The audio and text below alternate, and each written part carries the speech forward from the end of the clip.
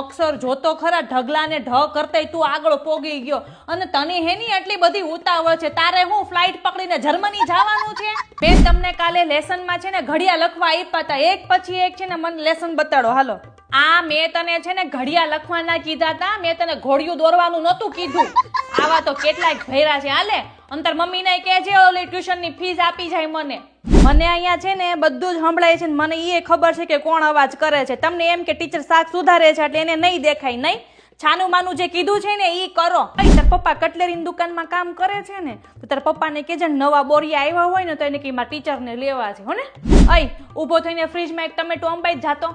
લાય અંતર ભાઈને કેમ તું હારે લાવ્યો છો?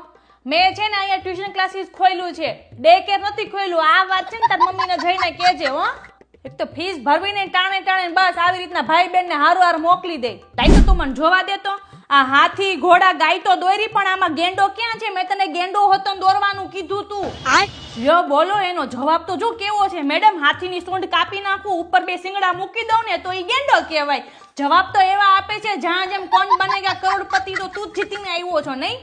આમ જ તમે બધાય મને છે ને સોસાયટીમાં બદનામ કરો છો. 25 માંથી છે ને હવે 5 જણા જ વૈધા છે ટ્યુશન આવવા માટે.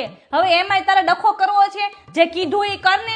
ગેંડો ને હાથી બધું એક કર નાખ્યું. હાલે, અને હું તમને બધાને જે સવાલ લખાવું ને ઈ તમને પરીક્ષામાં હોતન પૂછાવાનું છે. તો ચોપડો ખોલો અને સવાલ લખો. મેડમ તમે અત્યાર સુધીમાં જેટલા સવાલ લખાવ્યા છે ને હજુ સુધી પરીક્ષામાં નથી પૂછાણા.